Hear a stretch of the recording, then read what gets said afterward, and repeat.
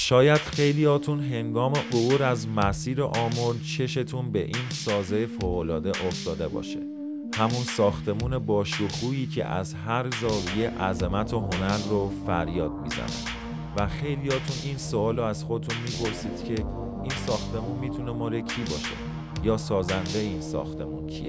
جوابتون اینجاست. صاحب و سازنده این اثر هنری کسی نیست جز مهندس عبدالله صالحی. عبدالله صالحی هستم با تجربه 30 سال در این بخش و سابقه ساخت 1400 واحد مسکونی.